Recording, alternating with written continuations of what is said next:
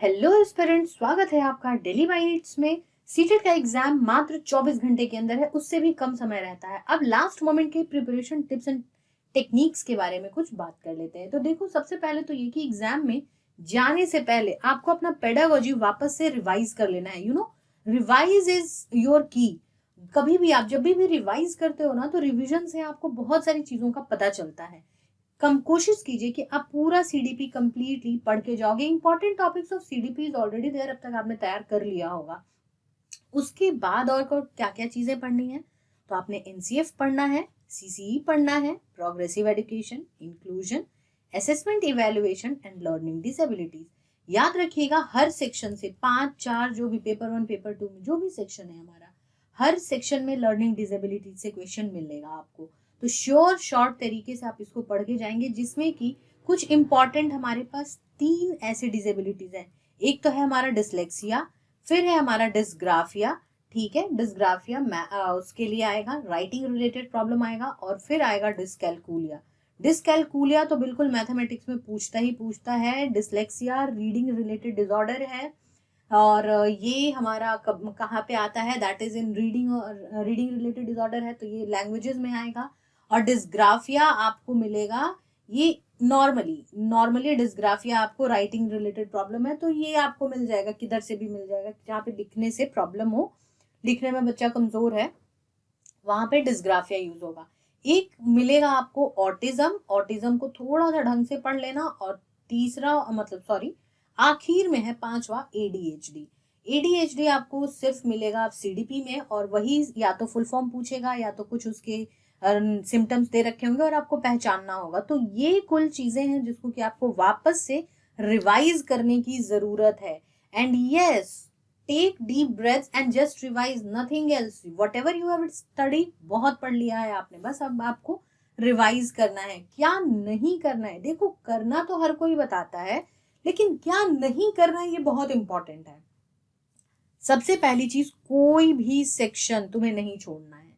चाहे तुमको मतलब सवाल आ रहा हो, नहीं आ रहा हो, गेस कर पा रहे हो, लेकिन सवाल तुमको छोड़ना नहीं है। और रीजन भी कि क्यों नहीं छोड़ना है, क्योंकि देखो इसमें नेगेटिव मार्किंग है नहीं। नो नेगेटिव मार्किंग, कोई नेगेटिव मार्किंग नहीं है। तो जब नेगेटिव मार्किंग है नहीं, समय बच गया है हमारे पास, तो हम क्या करने वाले हैं? बैठ करके इधर उधर देखने से अच्छा है कि हम सवाल में ही तुक्का मार ले। क्या पता तुक्के तुक्के में 10 में से 5 सही हो जाए, तो हमेशा लीड मिलेगी ना, आगे तुम हमेशा बढ़ोगे।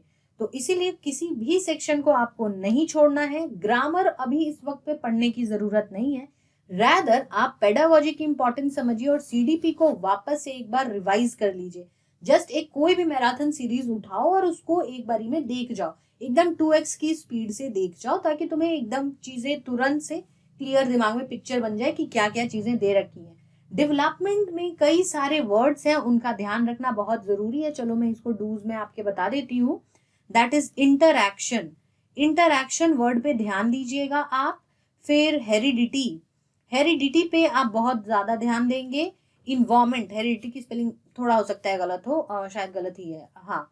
और इन्वायरमेंट, ठीक है, इस पे ध्यान देना। ये हमेशा ही हेरिडिटी इन्वायरमेंट का इंटरप्ले डेवलपमेंट होता है, इस प्रकार के शब्द पूछे जाते हैं। स्केफ होल्डिंग, जब भी वाइगॉट्स्की की बात आएगी तो आप स्केफ होल्डिंग पे जरा नजर रखेंगे अपनी, कि स्केफ होल्डिंग ऑप्शन में दे रखा है या नहीं। फिर आप दूसरी चीज क्या ध्यान में रखोगे, स्केफ होल्डिंग के बाद एक बारी आती है ZPD, zone of proximal development. ठीक है, तो इन वर्ड्स पे proximal development, in proper words पे आप ध्यान दोगे कि क्या क्या वर्ड्स हैं जो पूछे जा रहे हैं। तो ये वर्ड्स आपको हमेशा ही आगे लीड देंगे, वो सवाल पढ़ते के साथ ही क्रैक हो जाएगा। फिर जहां पे भी ऑप्शन में आपको पढ़ने के लिए मिलेगा कि कंस्ट्रक्टिविज्म है, नॉलेज कंस्ट्रक्ट करने की बात हो रही है, ज्ञान के बारे में ये कहा जा रहा है कि स्वतंत्र रूप से ज्ञान अर्जन किया जा रहा है, ज्ञान प्राप्ति हो रही, कंस्ट्रक्टिविज्म है, आप उन ऑप्शंस को सेलेक्ट करोगे। प्रोग्रेसिव एजुकेशन से रिलेटेड ऑप्शन आपको मिलेगा एक्टिव लर्निंग और एक्टिव एक्सप्लोरेशन, जहां पे कि ये सारे वर्ड्स पे ध्यान देना है। तो क्या ध्यान में क्या और है वर्ड्स जो कि ऑप्शन नहीं चुनने हैं, वो भी मैं आपको यहाँ पे लिख के बता देती हूँ। That is labelling. हम स्टूडेंट को लेबल नहीं करते हैं, लेबलिंग हम नहीं करेंगे।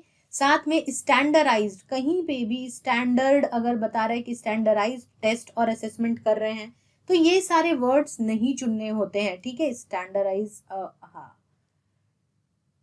स्टैंडर्डाइज टेस्ट आपको ये ध्यान में रखना है। साथ में कि और क्या, तो मॉक एंड ड्रिल, अगर इस तरीके का मॉक एंड ड्रिल लिखा हुआ है कोई ऑप्शन में, या फिर ड्रिल एंड प्रैक्टिस लिखा हुआ है, तो इस प्रकार के ऑप्शंस को आप भरसक अवॉइड करोगे जब तक कि कोई सवाल नॉट वाला ना आ जाए, which among the following is not a criteria.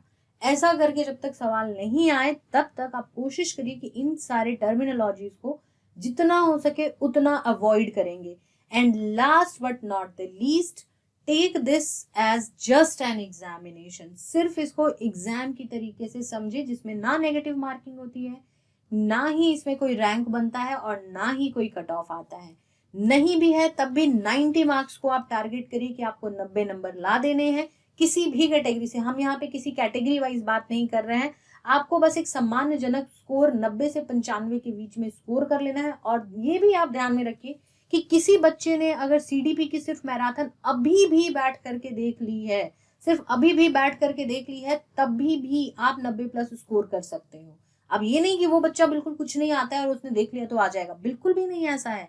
लेकिन अभी भी बैठ करके आपने थोड़ा सा रिवाइज कर लिया है और सीडीपी का पूरा मैराथन देख लिया है, तो आपके 90 प्लस स्कोर इस एन मौके पर भी हो सकते हैं। तो डूज एंड डोंट्स की कुछ बात रही। अब रही बात कि ये सीडीपी के मैराथन की जो बात कर रही है, सीडीपी का मैराथन पढ़ना कहाँ से, तो आप डेली वाइट्स पे सीटेट मैराथन नाम से एक प्लेलिस्ट बनी हुई है, वहां पे आप जाओ, देखो यहाँ पे सीटेट मैराथन, इसमें ढेर सारे टॉपिक्स हैं, सारे सब्जेक्ट के मैराथन सीरीज हैं। उसमें आपको ये सीडीपी वाला मैराथन देख जाना है। देखो 4 घंटे, लगभग 4.25 घंटे की वीडियो है। इसको 2x की स्पीड पे देखोगे तो 2 से 2.5 घंटे में बहुत सारी चीजें तुमको आती है, तुम उसको फास्ट फास्ट करके निकल सकते हो।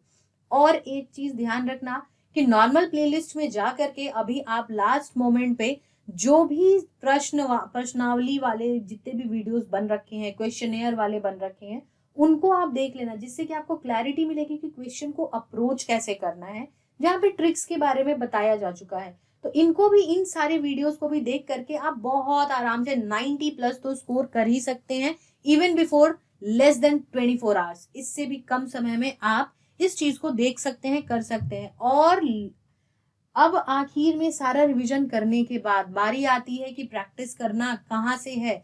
तो लास्ट में 1 घंटा बैठ करके डेली वाइट्स की वेबसाइट पे जा करके कोर्सेज और मॉक टेस्ट पेपर के सेक्शन में जब जाओगे, तो नीचे की तरफ आते ही आपको मिलेगा एक सीटेट का सेक्शन, ठीक है। सीटेट के सेक्शन में जाओ, वहां पे कोई भी एक मॉक उठाओ और उसको लगा लो। कोई मात्र एक मॉक उठाओ, लगा लो। टॉपिक वाइज नहीं लगाना है, सिर्फ सीटेट का नॉर्मल मॉक लगा लेना। That's it, that would be enough. अब बढ़िया रिजल्ट के लिए प्रिपेयर कहाँ से करें, तो डेली वाइट्स की 1-to-1 इंटरेक्शन बैचेस को आप ज्वाइन कर सकते हैं, जो कि बहुत ही जल्द अनाउंस होने वाली हैं, ताकि दिसंबर वाला साइकिल में भी बहुत अच्छे रिजल्ट हो सके। कोई डाउट, कोई कंफ्यूजन, कोई क्वेरी हो, अभी भी एग्जाम से रिलेटेड आपको कुछ पूछना हो, तो आप मुझसे इंस्टाग्राम के थ्रू जुड़ सकते हैं, and the handle is just right in front of you. तो जाओ, जुड़ो। कोई डाउट, कोई कंफ्यूजन, कोई क्वेरी है तो आप मुझसे पूछो, I will be there helping you out. Until then, जितने भी सोशल मीडिया हैंडल्स हैं उन सभी के लिंक आपको डिस्क्रिप्शन बॉक्स में मिल जाएंगे, तो वहां जुड़ना ना भूलें, और अपने वैल्यूएबल फीडबैक्स को हमें देना कमेंट सेक्शन में ना भूलें। साथ के साथ हमारा Telegram channel, that is teacher education resource group, उससे भी जुड़ना ना भूलें। कोई भी एजुकेशन सिस्टम से रिलेटेड और कोई भी टीचिंग जॉब से रिलेटेड कोई भी अपडेट आता है तो सबसे पहले इसी ग्रुप में इन्फॉर्म किया जाता है। अभी के लिए इतना ही। जुड़े रहिए हमारे साथ, बने रहिए। All the best for your examination. God bless you.